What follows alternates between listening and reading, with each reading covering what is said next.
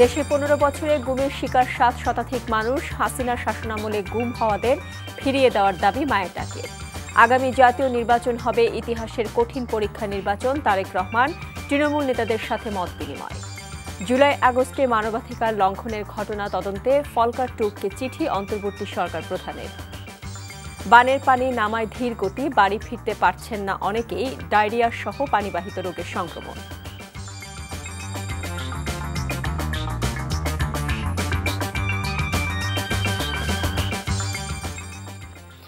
আসসালামু আলাইকুম, মোহসেনা শাওন আপনাদের সবাইকে আমন্ত্রণ জানাচ্ছি এনটিভি রাতের খবরে। ক্রাউন সিমেন্ট শিরোনাম দেখছিলেন, এবার পুরো খবর। আন্তর্জাতিক গুম প্রতিরোধ দিবস আজ। বাংলাদেশ এবার জাতিসংঘের গুম বিরোধী সনদে সই করায় দিবসটি বিশেষ মাত্রা যোগ করেছে। পরিসংখ্যান বলছে, গত 15 বছরে ফ্যাসিস্ট হাসিনার শাসনামলে বাংলাদেশের 7 শতাধিক মানুষ গুম হয়েছেন।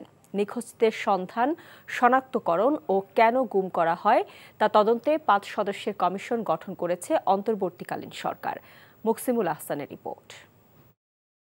5 ফিট বাই 10 ফিটের মতো হবে একটা কুঠুরিতে বন্দি করে রাখে প্রায় 61 দিন। প্রতি মুহূর্তে আমি মৃত্যুর জন্য প্রহর গুনছিলাম, এরকম একটি সময়। অবর্ণনীয়, অসহনীয় দুঃখ যন্ত্রণা। ঘুমাতে পারতাম না। আমি কোনো সময় স্বপ্নে দেখতাম আমার পরিবারের সদস্যদেরকে, মানে ওখানে দিন যে কিভাবে কাটে তা বোঝানো যায় না। আপনি চিন্তা করেন, একজন লোক ছোট্ট একটা জায়গায় রাত দিন 24টা ঘন্টা, দিনের পর দিন, মাসের পর মাস থাকা, জানালা নাই, আর বাইরে দেখার তো সুযোগ নাই। কি সকাল বিকাল বুঝতে পারবেন না, এটাকে সিস্টেম করে রাখে ডিরেক্ট, যাতে আলোটা না ঢুকে। পূর্ব পশ্চিম উত্তর দক্ষিণ বুঝতে পারবেন না আপনি। জীবন্ত অবস্থায় আমি কবর দিয়ে দিয়েছি, এটা আমার এরকম মনে হয়। সবচেয়ে কষ্ট লাগতো সন্তানদের জন্য, যে আমি যদি জানতাম তোমার সাথে এই আচরণ করবে, আমি একটু আদর করে দিয়ে আসতাম, 2টা মেয়েকে একটু আদর করে দিয়ে আসতাম। এতদিনের জন্য ওদের সাথে আলাদা হয়ে যাবো আমি চিন্তাও করতে পারিনি।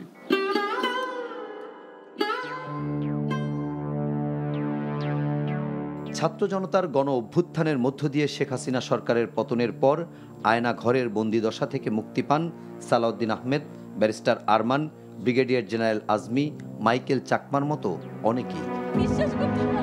বছরের পর বছর নিখোঁজ থাকার পর তাদের এই মুক্তিতে গুম হওয়া ব্যক্তিদের ফিরে পাওয়ার আশায় বুক বাঁধছেন স্বজনরা। গুমের শিকার প্রিয়জনের এখনো কোনো হদিস না পাওয়ায় পরিবারের কান্না থামছে না।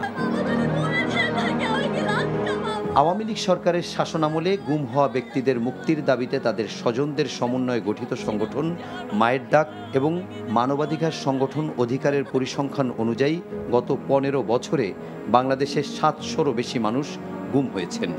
মায়ের ডাকের তথ্য মতে অনেকে প্রাণে বাঁচলেও 150-র বেশি মানুষের খোঁজ মেলেনি এখনও। এমন বাস্তবতায় অন্তর্বর্তীকালীন সরকার দায়িত্ব নেওয়ার পরই সিদ্ধান্ত নেয় গুম প্রতিরোধে জাতিসংঘের সনদে সই করবে বাংলাদেশ। এর আগে জাতিসংঘের মানবাধিকার বিষয়ক 9টি সনদের 8টিতেই সই করলেও গত 15 বছরে গুম বিরোধী সনদে সই করেনি শেখ হাসিনা সরকার। অবশেষে সরকার পতনের পর গুম প্রতিরোধ দিবসের একদিন আগে সনদে সই করেন প্রধান উপদেষ্টা ডক্টর মোহাম্মদ ইউনূস। এর ফলে রাষ্ট্রীয় পৃষ্ঠপোষকতায় গুমের জন্য সরকারের যে কোনো প্রতিষ্ঠানকে জবাবদিহিতার আওতায় আনতে পারবে জাতিসংঘ। গুম করার অপরাধে বিভিন্ন গোয়েন্দা সংস্থা সহ আইন শৃঙ্খলা রক্ষাকারী বাহিনীর মাধ্যমে নিখোঁজ ব্যক্তিদের সন্ধান, শনাক্তকরণ এবং তারা কোন পরিস্থিতিতে গুম হয়েছিলেন তা তদন্ত করতে 5 সদস্যের কমিশন গঠন করে অন্তর্বর্তীকালীন সরকার।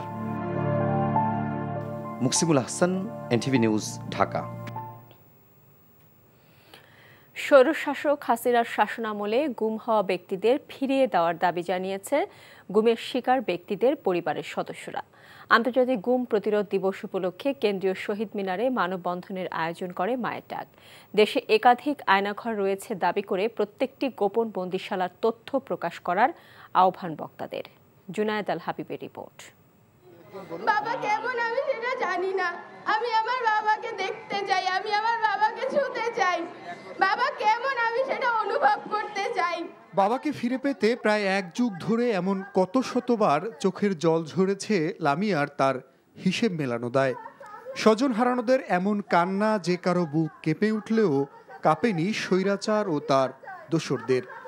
নানা অজুহাত দেখিয়ে বছরের পর বছর নিরপরাধ মানুষগুলোকে গোপন বন্দিশালায় নির্মম নির্যাতন করেই ক্ষান্ত হয়নি, হত্যা করে গুম করে ফেলত লাশটিও।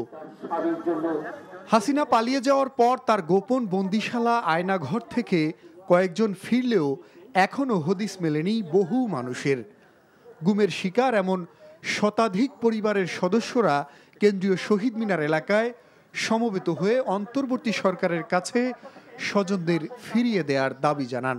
আমি এখনো সেই 11 বছর আগের মতো প্রতিটা মুহূর্ত ফোনের একটা অপেক্ষায় থাকি যে একটা ফোন কল বাজবে যে সোহেলকে ওখানে অমুক জায়গায় রেখে আসা হয়েছে। লোকের আমার বাবাকে তুলে নিয়ে যায়, আমি আমার বাবাকে ফেরত চাই, আমি আর কিছু চাই না, আমি আমার বাবাকে ফেরত চাই। বাবার হাত ধরে স্কুলে যেতে চাই। বাংলাদেশ দ্বিতীয়বার স্বাধীন হওয়ার পরও আমরা এখনো পুরোপুরি স্বাধীন হতে পারিনি, আমি আমার বাবাকে ফেরত চাই।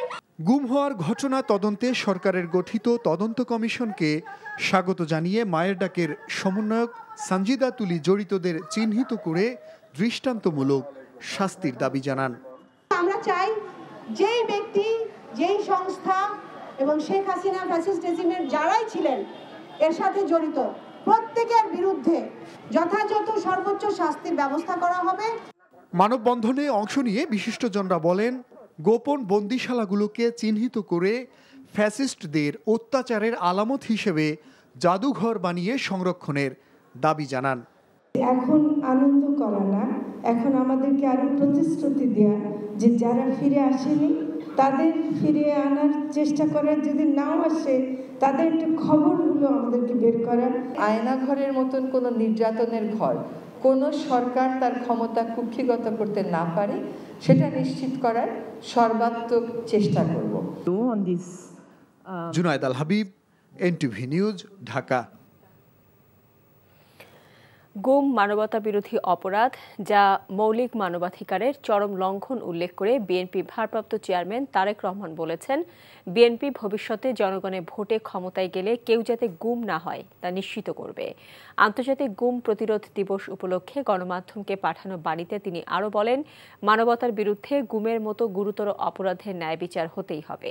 বাংলাদেশের নজিরবিহীন গুমের ঘটনায় দেশবাসীর মতো তিনিও উদ্বিগ্ন উল্লেখ করে বলেন, নির্ভরযোগ্য মানবাধিকার সংস্থাগুলোর তথ্য অনুযায়ী 7% মানুষকে আইন প্রয়োগকারী সংস্থাগুলো গুম করেছে, যার একটিরও ন্যায় বিচার মেলেনি। গুমকে ব্যবহার করা হয়েছে সমাজে ভীতিকর পরিস্থিতি তৈরি করার জন্য।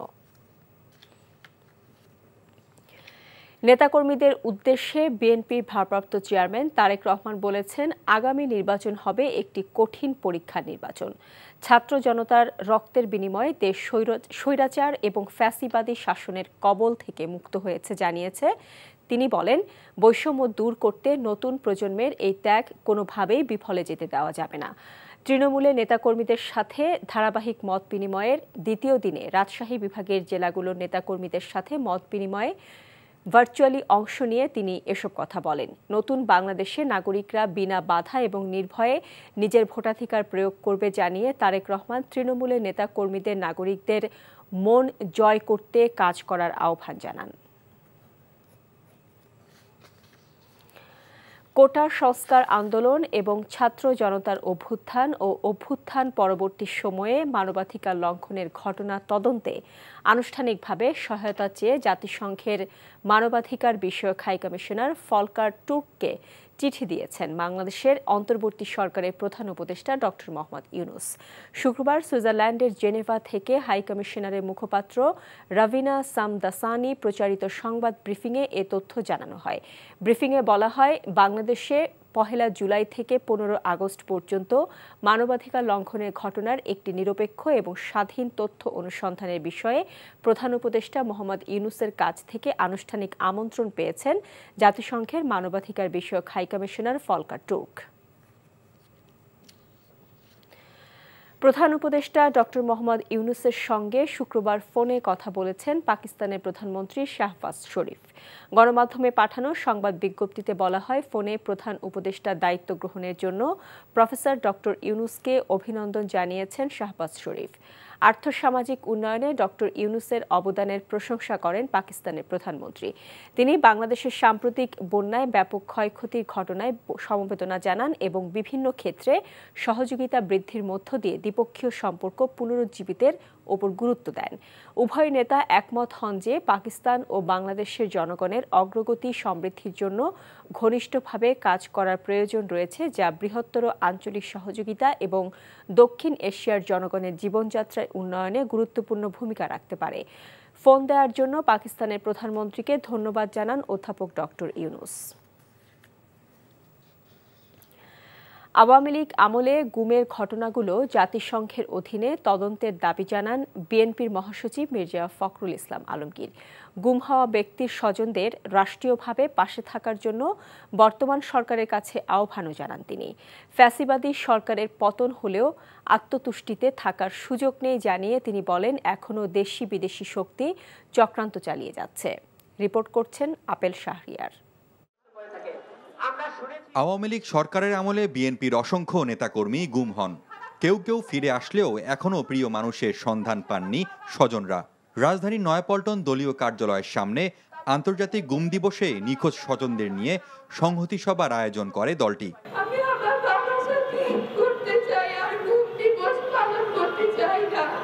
গুমের শিকার দলটির স্থায়ী কমিটির সদস্য সালাউদ্দিন আহমেদ বলেন, গুমের নির্দেশদাতা হিসেবে সাবেক প্রধানমন্ত্রীকে দেশে এনে বিচারের মুখোমুখি করা হবে।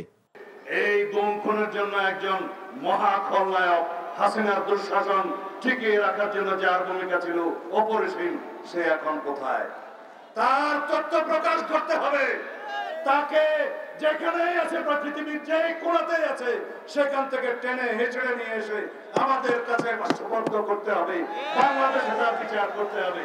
আরেক স্থায়ী কমিটির সদস্য আমির খসরু মাহমুদ চৌধুরী বলেন, সমাজকে গুম হওয়া ব্যক্তির পরিবারগুলোর পাশে দাঁড়াতে হবে। এই 16 বছরে এরা প্রাণ দিয়েছে, গুম হয়েছে, এরা হচ্ছে প্রথম সারির সৈনিক, প্রথম সারির সৈনিক। সুতরাং স্বীকৃতি দিতে হবে প্রথমে যারা জীবন দিয়ে আজকে গুম হয়েছে, তাদেরকে আমাদেরকে সেই স্বীকৃতি দিতে হবে। সুষ্ঠু তদন্তের মাধ্যমে অপরাধীদের আইনের আওতায় আনার জোর দাবি জানান দলটির মহাসচিব মির্জা ফখরুল ইসলাম আলমগীর। 2009 সাল থেকে অত্যাচার, নির্যাতন, নিপীড়ন, হত্যাকাণ্ড যে গুম হয়েছে, প্রত্যেকটি তদন্ত এই জাতিসংঘের কমিটি দিয়ে করতে হবে। সন্তুষ্টির কোনো কারণ নাই, এখনো অনেক ষড়যন্ত্র হচ্ছে, এখনো দেশে বিদেশে ষড়যন্ত্রের অভাব নেই। ফ্যাসিবাদীরা আবারও যাতে ক্ষমতায় আসতে না পারে সবাইকে সজাগ থাকার অনুরোধ জানান তিনি। Apple Shahriar, NTV news, Dhaka. রাষ্ট্র সংস্কারে অন্তর্বর্তীকালীন সরকারকে যুক্তিসঙ্গত সময় দেওয়ার কথা জানিয়েছেন জামায়াতে ইসলামীর আমির ডাক্তার শফিকুর রহমান। পরিবেশ অনুকূলে এলে নির্বাচনের মাধ্যমে জনগণের সরকার প্রতিষ্ঠা হবে বলেও আশাবাদ ব্যক্ত করেন তিনি। রাজধানীর ইঞ্জিনিয়ারিং ইনস্টিটিউটে সম্মিলিত পেশাজীবী পরিষদ ঢাকা মহানগরী উত্তর আয়োজিত সুধী সমাবেশে এসব কথা জানান জামায়াতের আমির। নাজিবুর রহমানের রিপোর্ট। দুপুরের পর থেকেই রাজধানীর ইঞ্জিনিয়ারিং ইনস্টিটিউটে জড়ো হতে শুরু করে বাংলাদেশ জামায়াতে ইসলামী ও তার সহযোগী সংগঠনের নেতারা। এ সময় দলটির আমির প্রধান অতিথির বক্তব্যে বলেন, ক্ষমতা নিয়ে প্রতিযোগিতায় নামতে চায় না তার দল। রাষ্ট্র সংস্কারে বর্তমান সরকারকে যথেষ্ট সময় দেওয়ার পক্ষে মত দেন জামায়াতের এই শীর্ষ নেতা। আমরা তাদেরকে সঙ্গত সময় দেওয়ার পক্ষে। এই কাজগুলা করার জন্য যেটুকু মিনিমাম সময় প্রয়োজন, সেই সময় আমরা তাদেরকে দেওয়ার পক্ষে। আমরা এই কথা বারবার উচ্চারণ করেছি। সেই সাথে আমরা আমাদের আকাশ এখনো কালো মেঘ মুক্ত হয়নি, এখনো বাংলাদেশের আকাশে শকুনের ঘোরাঘুরি চলছে। এই ব্যাপারে আমরা যেন আত্মতৃপ্তিতে না ভুগি। পতিত স্বৈরাচার সরকারের বিভিন্ন কর্মকাণ্ডের কথা তুলে ধরে ডাক্তার শফিকুর রহমান বলেন, ছাত্র জনতার আন্দোলন ভিন্ন খাতে নিতে জামায়াত শিবির নিষিদ্ধের ষড়যন্ত্র করেছিল শেখ হাসিনা। ছাত্র জনতার অভূতপূর্ব এই আন্দোলনের সময় দিশাহারা হয়ে সরকার জামায়াত ইসলামীকে নিষিদ্ধ ঘোষণা করে এবং তার সাথে ইসলামী ছাত্র শিবিরকেও নিষিদ্ধ ঘোষণা করে। অসৎ উদ্দেশ্য নিয়েই তারা এটা করেছিল। যে এই সময়ে কাজ করলে জামাতে ইসলামী ছাত্র শিবির বিক্ষোভে ফেটে পড়বে, আর তারাও তাদের সর্বশক্তি নিয়ে আকাশ পাতাল সব দিক থেকে ঝাঁপিয়ে পড়বে। আন্দোলনের গতিপথ পরিবর্তন হয়ে যাবে, ছাত্র জনতার এই আন্দোলন ব্যর্থতায় পর্যবসিত হবে। জামাত তাদের পাতা ফাঁদে পা দেয়নি। আওয়ামী লীগ সরকারের আমলে অপসাংবাদিকতা যেন পুনরাবৃত্তি না হয় সে ব্যাপারে সাংবাদিকদের দায়িত্বশীল ও গঠনমূলক সমালোচনা করার আহ্বানও জানিয়েছেন জামায়াতের আমির। Najibur Rahman, NTV news, Dhaka. যারা এদেশের সাম্প্রদায়িক সম্প্রীতি নষ্ট করার ষড়যন্ত্রে লিপ্ত তাদের চিহ্নিত করে দৃষ্টান্তমূলক শাস্তি দেবে সরকার, এমন হুঁশিয়ারি দিয়েছেন সরকারের দুই উপদেষ্টা আসিফ মাহমুদ ও ডক্টর আফামা খালিদ হোসেন। আসন্ন দুর্গাপূজা উদযাপনে রাজধানী সহ সারা দেশে নিরাপত্তার সংকট দেখা গেলে প্রয়োজনে সেনাবাহিনী মোতায়েন করে নিরাপত্তা নিশ্চিত করা হবে বলেও তারা জানান। রাজধানীর ঢাকেশ্বরী মন্দিরে জন্মাষ্টমী উপলক্ষে আয়োজিত আলোচনা সভায় এমন হুঁশিয়ারি দেন ধর্ম উপদেষ্টা ডক্টর আফামা খালিদ হোসেন এবং যুব ও ক্রীড়া উপদেষ্টা আসিফ মাহমুদ সজীব ভুইয়া।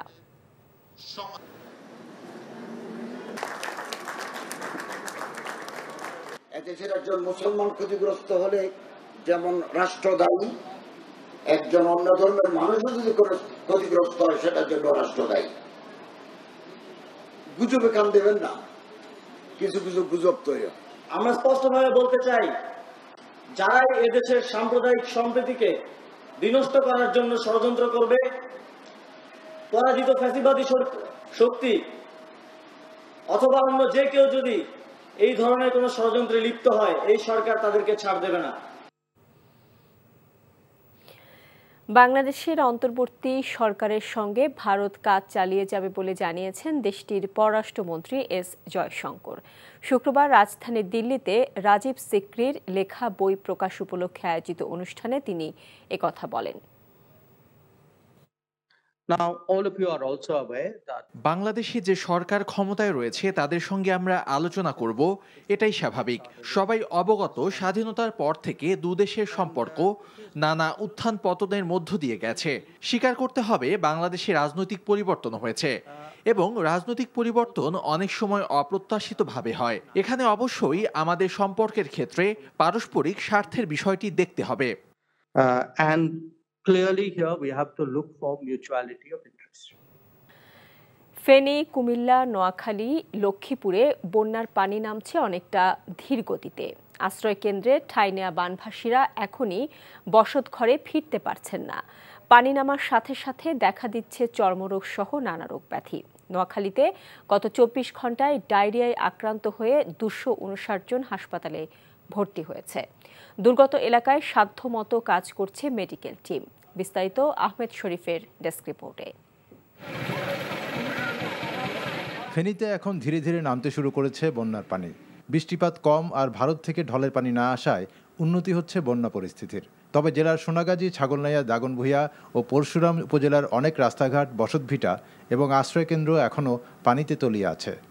12 দিন ঘর বাড়ি সব লেগেছে, কিছু নাই, সবকিছু তলা লেগেছে। যে রান্দি খামু খাড়ে চাষ মতো শুমু উঠে ফাঁতুলি তার কায়দা নেই। নোয়াখালীর 9টি উপজেলায় বন্যা পরিস্থিতি সামান্য উন্নতির দিকে। মাঝদি, সেনবাগ, সোনাইমুড়ি, বেগমগঞ্জের বিভিন্ন এলাকায় পানিবন্দী রয়েছে কয়েক লাখ মানুষ। এসব এলাকায় খাবার ও বিশুদ্ধ পানির সংকট দেখা দিয়েছে। সেই সাথে দেখা দিয়েছে ডায়রিয়া, চর্মরোগ সহ নানা পানিবাহিত রোগ। অনেক শিশু বাচ্চাদের ডায়রিয়া, পাতলা পায়খানা, জ্বর, কাশ, এখন ঠিক মতন ওষুধ দাওয়াই পাইতেছি না। লক্ষ্মীপুরে প্রায় 7.5 লাখ মানুষ বন্যায় পানিবন্দী রয়েছে। প্রায় 30,000 মানুষ আশ্রয়কেন্দ্রে আশ্রয় নিয়েছেন। চাঁদপুর সদর ও ফরিদগঞ্জে জলাবদ্ধতা কিছুটা কমেছে। পানিবন্দী গ্রামগুলোতে খাবার, বিশুদ্ধ পানি ও চিকিৎসার অভাব রয়েছে। মৌলভীবাজারে সার্বিক বন্যা পরিস্থিতির উন্নতি হয়েছে, তবে বাড়িঘরের পাশাপাশি ক্ষতি হয়েছে আউশ, আমন ধান ও সবজি ক্ষেতসহ সড়কের। কুমিল্লায় গোমতী নদীর পানি কমতে শুরু করায় স্বাভাবিক হচ্ছে বন্যা পরিস্থিতি। রাঙ্গামাটিতে কাপ্তাই বাঁধের 16টি গেট 1 ফুট করে খোলা রাখার পরও অব্যাহত পাহাড়ি ঢলের কারণে এখনও খুব বেশি পানি কমেনি কাপ্তাই হ্রদে। এতে হ্রদ তীরবর্তী প্রায় 18,000 মানুষ এখনও পানিবন্দী হয়ে রয়েছে। আহমেদ শরীফ, এনটিভি নিউজ ডেস্ক। ভয়াবহ বন্যা পরিস্থিতিতে ফেনী জেলার বিভিন্ন অঞ্চলে বানভাসী প্রায় ২,০০০ পরিবারের মাঝে ত্রাণ বিতরণ করেছেন বিএনপির স্থায়ী কমিটির সদস্য মির্জা আব্বাস। এ সময় ছাগলনাইয়া উপজেলার শুভপুর ইউনিয়নে আলহাজ এম এ কাশেম কমপ্লেক্স মাঠে স্থানীয় জনসাধারণের উদ্দেশ্যে মির্জা আব্বাস বলেন, বিএনপির ভারপ্রাপ্ত চেয়ারম্যান তারেক রহমানের নির্দেশে ত্রাণ বিতরণ করছে বিএনপি। জনগণের প্রয়োজনে বিএনপি তাদের পাশে থাকবে বলেও তিনি জানান। এ সময় অন্যান্যের মধ্যে ঢাকা মহানগর দক্ষিণ বিএনপির আহ্বায়ক রফিকুল আলম মজনু ও বিএনপির নির্বাহী কমিটির সদস্য হাবিবুর রশিদ হাবিব সহ স্থানীয় নেতারা উপস্থিত ছিলেন। সময়ের সাথে আগামীর পথে স্লোগানকে ধারণ করে স্বচ্ছ বিনোদন ও বস্তুনিষ্ঠ সংবাদ পরিবেশনের পাশাপাশি সামাজিক দায়িত্ব পালন করে আসছে এনটিভি। এরই ধারাবাহিকতায় বন্যা কবলিত এলাকায় অসহায় মানুষের পাশে দাঁড়িয়েছে দর্শকপ্রিয় চ্যানেলটি। বিস্তারিত শওকত করিমের ডেস্ক রিপোর্টে। মানুষ মানুষের জন্য, বানভাসীদের প্রয়োজন একটু সহানুভূতি। ভারী বর্ষণ, পাহাড়ি ঢল ও গোমতী নদীর বাঁধ ভেঙে প্লাবিত কুমিল্লার ১৪ উপজেলা। পানিবন্দী ১০ লাখের বেশি মানুষ। লাকসাম উপজেলার প্রত্যন্ত অঞ্চলের বন্যার্তদের খাদ্য সহায়তা প্রদান করছে জনপ্রিয় টেলিভিশন চ্যানেল এনটিভি। যে কোনো দুর্যোগে মানুষের পাশে দাঁড়ানোর জন্য কৃতজ্ঞতা জানান বানভাসীরা। আমরা এনটিভি পরিবারকে ধন্যবাদ জানাচ্ছি যে আমাদের এই দুঃসময়ে ওনারা আমাদের পাশে দাঁড়িয়েছেন। আসলে দূর থেকে কোনো টান আসে না তেমন একটা, তো এনটিভি পরিবার আমাদের পাশে দাঁড়ানোর জন্য তাদেরকে আন্তরিকভাবে মনফলবাসীর পক্ষ থেকে ধন্যবাদ। ভারত থেকে নেমে আসা পাহাড়ি ঢলে মনু ও ধলাই নদীর ১৬টি স্থানে বাঁধ ভেঙে বন্যার পানি প্রবেশ করে মৌলভীবাজারের বিস্তীর্ণ এলাকায়। দুর্গত এলাকায় চরম খাদ্য সংকট।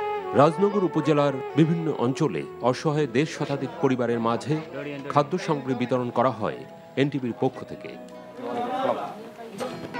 আমরা মাল দিয়েছেন, খুব খুশি হয়েছি। আমরা দোয়া করবো খাইয়া, আমরা আপনারা দোয়া করবো। আল্লাহ আপনারা খুশি করতা, আল্লাহ শান্তি রাখতা, রহমত দান করতা। আল্লাহ রহমতে বেশি খুশি হইয়া যাইরাম খাইয়া।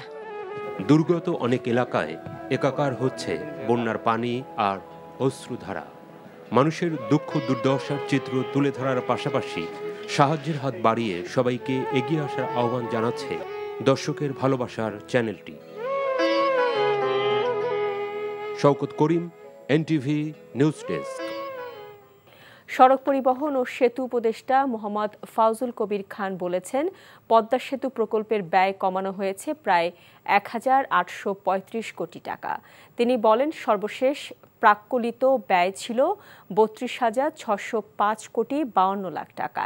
ব্যয় সংকোচন নীতির কারণে সর্বশেষ চূড়ান্ত ব্যয় দাঁড়িয়েছে ৩০,৭৭০ কোটি ১৪ লাখ টাকা। এ থেকে বোঝা যায়, ভালো সরকার থাকলে আরও ব্যয় সংকোচন করা যেত। সন্ধ্যায় শরীয়তপুরের জাজিরা সার্ভিস এরিয়া ২-এর কনফারেন্স রুমে সাংবাদিকদের সঙ্গে মত বিনিময় সভায় এসব কথা বলেন তিনি। এর আগে তিনি পদ্মা সেতু পরিদর্শন করেন। জামায়াতে ইসলামের বাংলাদেশের কেন্দ্রীয় নায়েবে আমির অধ্যাপক মোহাম্মদ মুজিবুর রহমান বলেছেন, কেয়ারটেকার সরকার বাতিল করে গণতন্ত্র ও ভোটের অধিকারকে হত্যা করেছে ক্ষমতাচ্যুত সরকার। এই জুলুমবাজ সরকার অযোগ্য দলীয় লোকদের সব জায়গায় পদায়ন করেছে, যে কারণে তাদের অপসারণ করে নির্বাচনের পরিবেশ সৃষ্টি করতে হবে। তবে যুক্তিসঙ্গত সময়ের মধ্যে নির্বাচনের আয়োজন করতে অন্তর্বর্তী সরকারের প্রতি আহ্বান জানান তিনি। দুপুরে ময়মনসিংহ প্রেস ক্লাবে জামায়াতে ইসলামী বাংলাদেশ কর্তৃক কোটা সংস্কারের দাবিতে বৈষম্য বিরোধী ছাত্র আন্দোলন চলাকালে ঢাকায় ময়মনসিংহে যারা শহীদ হয়েছেন তাদের পরিবারের সাথে মত বিনিময় এবং নগদ অনুদান সহায়তা প্রদান অনুষ্ঠানে এসব কথা বলেন তিনি। নেত্রকোনায় জেলা বিএনপির বর্ধিত সভা অনুষ্ঠিত হয়েছে। সন্ধ্যায় জেলা বিএনপির আহ্বায়ক ডাক্তার আনোয়ারুল হকের রাজনৈতিক কার্যালয়ে এই বর্ধিত সভা অনুষ্ঠিত হয়। সভায় বক্তব্য রাখেন জেলা বিএনপির সাবেক সভাপতি এবং সাবেক সংসদ সদস্য আশরাফ উদ্দিন খান, জেলা বিএনপির সাবেক সাধারণ সম্পাদক আবু তাহের তালুকদার, জেলা বিএনপির যুগ্ম আহ্বায়ক এস.এম. মনিরুজ্জামান দুদু সহ দলের অন্য নেতারা। আন্তর্জাতিক হিফজুল কোরআন প্রতিযোগিতায় বিজয়ী হয়ে দেশে ফিরলেন হাফেজ আনাস বিন আতিক। সৌদি আরবের মক্কায় অনুষ্ঠিত আন্তর্জাতিক কোরআন প্রতিযোগিতায় তিনি প্রথম স্থান অর্জন করেন। বিমানবন্দরে তাকে স্বাগত জানিয়েছে পরিবারের সদস্য, শিক্ষক, সহপাঠী এবং বাংলাদেশ বিমান বাহিনী। আরও জানাচ্ছেন আবির আহমেদ। এনটিভির জনপ্রিয় ইসলামিক অনুষ্ঠান পিএইচপি কোরআনের আলো প্রতিযোগিতায় 2022 সালে দ্বিতীয় হবার পর আনাস বিন আতিকের স্বপ্ন ছিল আন্তর্জাতিক অঙ্গন থেকে পুরস্কার ছিনিয়ে আনার। এবার সেই স্বপ্ন পূরণ হলো আনাসের। 123টি দেশের হাফেজদের নিয়ে মক্কায় অনুষ্ঠিত কোরআন প্রতিযোগিতায় প্রথম স্থান অধিকার করে দেশের মাটিতে পা রাখতেই আনাসকে সাদরে গ্রহণ করেন সবাই। মাত্র 15 বছর বয়সে এই মাদ্রাসা শিক্ষার্থী বিভিন্ন কোরআন পাঠের প্রতিযোগিতায় পেয়েছেন একাধিক পুরস্কার। 2022 সালে আমার এনটিভিতে পিএইচপি কোরআন আলো প্রতিযোগিতায় আমি দ্বিতীয় স্থান অর্জন করেছিলাম। সেখান থেকে আমার এই প্রতিযোগিতার ধারাটা শুরু হয়েছিল। ওখান থেকে স্পিড বেড়েছিল এবং আমাদের যে মাওলানা আবু ইউসুফ সাহেব উনি মারা গিয়েছেন, ওনাকে আমি খুব এই মুহূর্তে খুব মনে পড়ছে আর কি। হুজুর আমাকে স্মরণ করছি। ভবিষ্যতে আমি মদিনা ইউনিভার্সিটি পড়তে চাই এবং আল আজহার বিশ্ববিদ্যালয়ে পড়তে চাই। সবাই দোয়া করবেন আমি যেন একজন হক্কানি রব্বানি আলিম হতে পারি। আনাসের বাবা মাওলানা মোহাম্মদ আতিকুল ইসলাম চান ছেলে যেন বিশ্ববরেণ্য আলেম হতে পারে। সারা বাংলাদেশের 18 কোটি মানুষের কাছে আমি কৃতজ্ঞতা প্রকাশ করছি। বাংলাদেশ ইসলামী ফাউন্ডেশনের কাছে আমি কৃতজ্ঞতা প্রকাশ করছি। যে সমস্ত বিচারক মণ্ডলীরা এই সুদক্ষ বিচার কার্য করেছেন তাদের কাছেও আমি কৃতজ্ঞতা প্রকাশ করছি। আল্লাহ পাক দিন এই বাংলাদেশে তারাক্কি করুক, এটা আমি কামনা করি। আনাসের শিক্ষকরা মনে করেন এমন অর্জন পুরো দেশ ও বিশ্ব দরবারে উপস্থাপন করেছে। আমার প্রিয় ছাত্র হাফেজ আনাস 123টি দেশকে হারিয়ে পবিত্র মক্কা শরীফে মসজিদে হারামের ভিতরে সে প্রথম স্থান অর্জন করেছে। এত বড় একটি প্রতিযোগিতা যেটি মসজিদে হারামের ভিতরে যখন বাংলাদেশের নামটি ঘোষণা হয়েছে আমরা আনন্দে আত্মহারা হয়ে গেছি যে বাংলাদেশের নাম মসজিদে হারামের ভিতরে ঘোষিত হয়েছে। গত 21 আগস্ট আন্তর্জাতিক হিফজুল কোরআন প্রতিযোগিতায় আনাস বিন আতিক ক্রেস্ট ও নগদ 2 লাখ রিয়াল পুরস্কার অর্জন করেন। আবির আহমেদ, এনটিভি নিউজ, ঢাকা।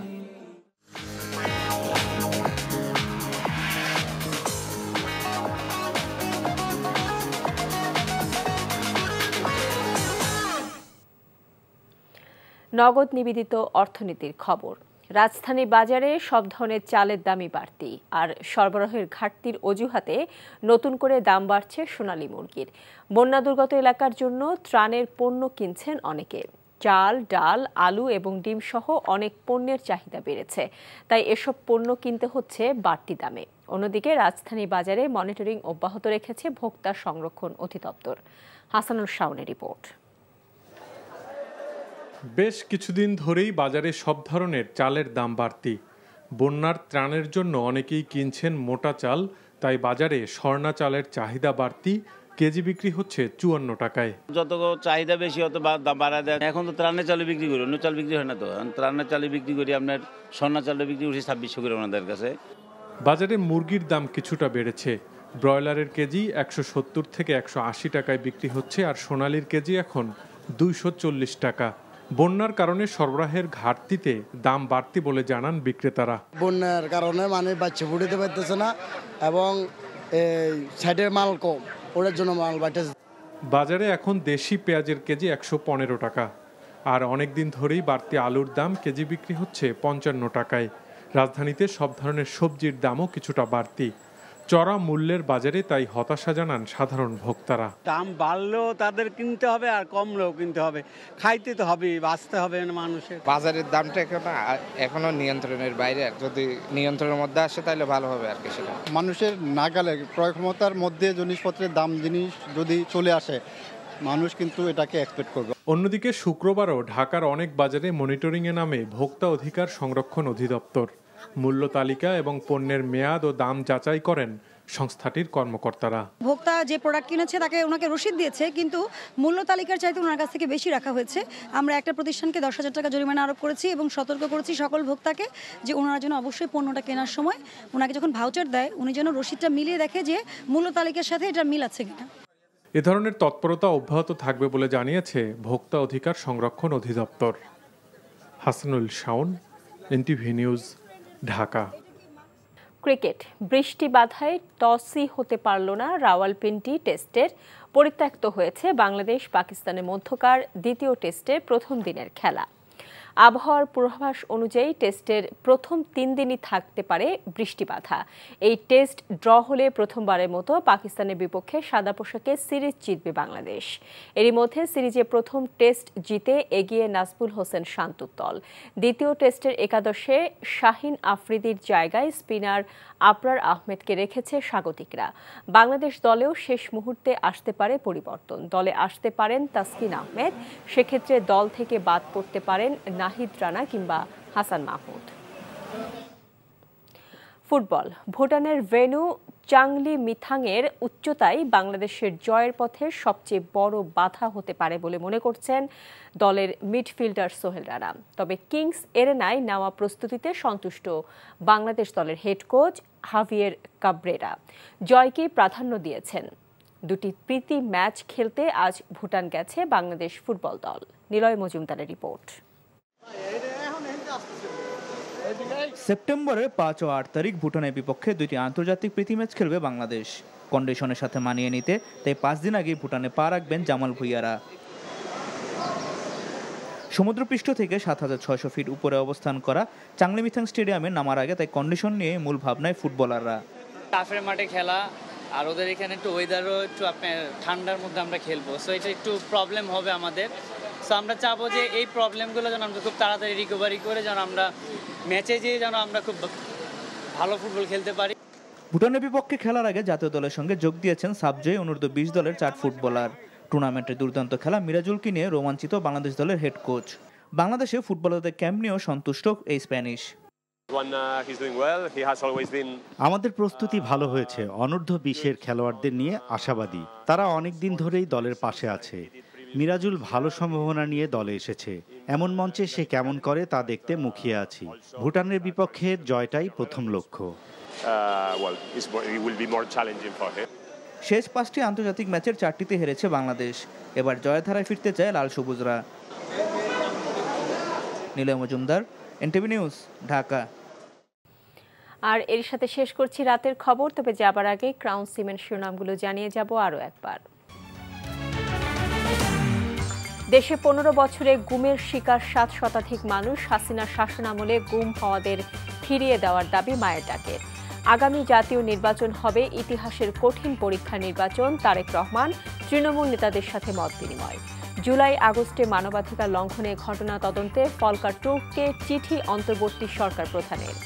বানের পানি নামার ধীর গতি, বাড়ি ফিরতে পারছেন না অনেকেই। ডায়রিয়া সহ পানিবাহিত রোগের সংক্রমণ। এই ছিল রাতের খবরে। এই খবরের ভিডিও সহ আপডেট জানতে ভিজিট করুন এনটিভি অনলাইন www.ntvpt.com। এছাড়াও এনটিভির জনপ্রিয় সব অনুষ্ঠান ও খবরের আপডেট জানতে ভিজিট করুন আমাদের ইউটিউব ও ভেরিফাইড ফেসবুক পেজ। রাত 1টায় মধ্যরাতের খবর দেখার আমন্ত্রণ রইল। এতক্ষণ সাথে থাকার জন্য সবাইকে ধন্যবাদ।